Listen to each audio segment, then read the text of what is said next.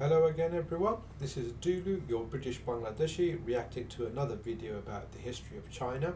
I've done a couple on the entire history of China in brief, from the beginnings to modern times.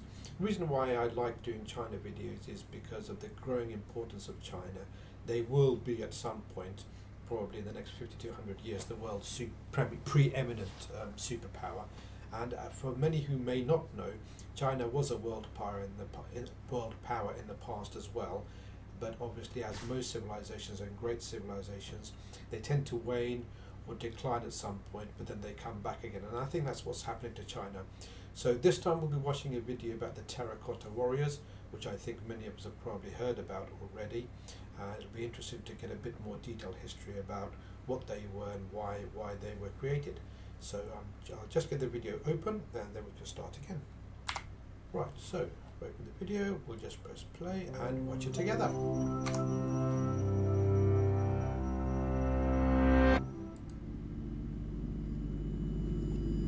What happens after death? Is there a restful paradise? An eternal torment? A rebirth? Or maybe just nothingness? Well, one Chinese emperor thought that whatever the hereafter was, he'd better bring an army.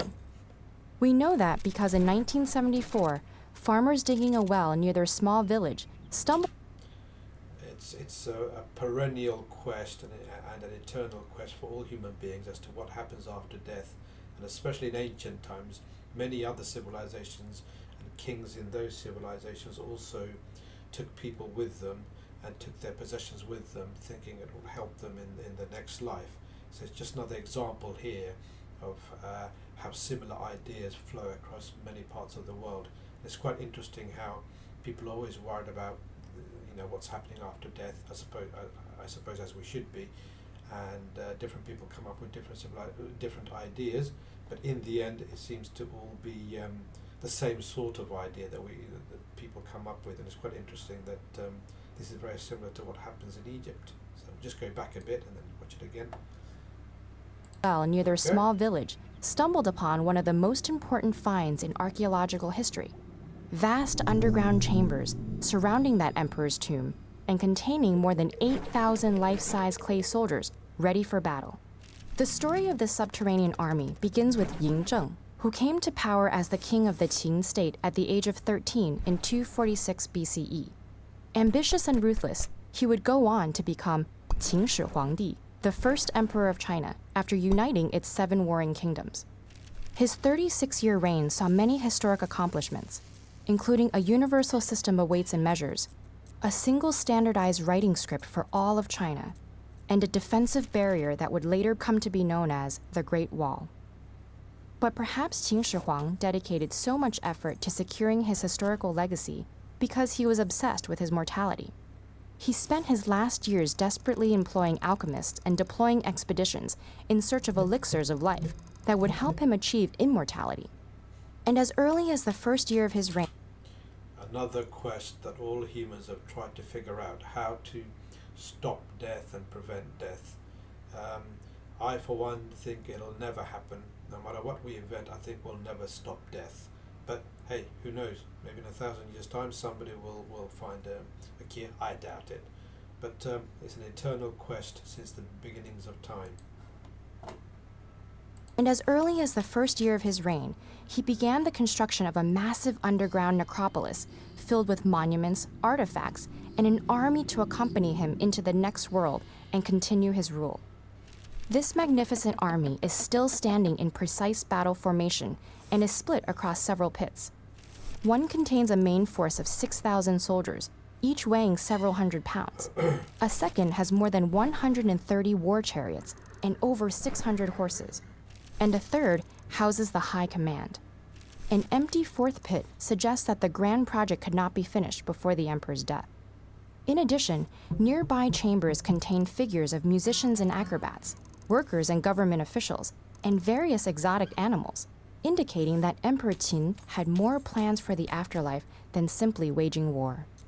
All the figurines are sculpted from terracotta, or baked earth, a type of reddish-brown clay. To construct them, multiple workshops and reportedly over 720,000 laborers were commandeered by the emperor, including groups of artisans who molded each body part separately to construct statues as individual as the real warriors in the emperor's army. They stand according to rank and feature different weapons and uniforms, distinct hairstyles and expressions, and even unique ears. Originally, each warrior was painted in bright colors, but their exposure to air caused the paint to dry and flake, leaving only the terracotta base. It is for this very reason that another chamber less than a mile away has not been excavated. This is the actual tomb of Qin Shi Huangdi, reported to contain palaces, precious stones and artifacts, and even rivers of mercury flowing through mountains of bronze. But until a way can be found to expose it without damaging the treasures inside, the tomb remains sealed. Emperor Qin was not alone in wanting company for his final destination. Ancient Egyptian tombs contain clay models representing the ideal afterlife. The dead of Japan's Kofun period were buried with sculptures of horses and houses, and the graves of the Jana Island off the Mexican coast are full of ceramic figurines. Fortunately, as ruthless as he was, Emperor Qin chose to have servants and soldiers built for this purpose, rather. I'm just wondering why the cartoon in this, that person there is wearing modern clothes. That's a bit strange, isn't it? It just makes me laugh. Why are they wearing modern clothes? It should be ancient Chinese clothes. But there you go, who knows? This purpose, rather than sacrificing living ones to accompany him, as had been practiced in Egypt, West Africa, Anatolia, parts of North America, and even China during the previous Shang and Zhou dynasties. And today, people travel from all over the world to see these stoic soldiers, silently awaiting their battle orders for centuries to come. Oh, that's the end of the video. Shorter than I thought. But that was very enjoyable, very informative about one of the greatest civilizations on Earth, i.e. the Chinese civilization. So that was actually wonderful. Just going back to my camera. Yeah, but I hope you enjoyed that video. It's very important, I think, to learn about Chinese history, Chinese culture. If I were a bit younger, I probably would have learned Mandarin. But I think, at my age, I think it's a bit more difficult to learn the new language. But I certainly think it's really, really important going forward, as China will be the predominant superpower, I think, within the next 50 to 100 years. So yeah, it's very interesting, and I'll be doing more videos on China. If you want to make any recommendations as to what I should react to or what I should watch, please do let me know in the comment section. So yeah, that was fantastic, and bye for now all. So this is bye from the British Bangladeshi. See you soon.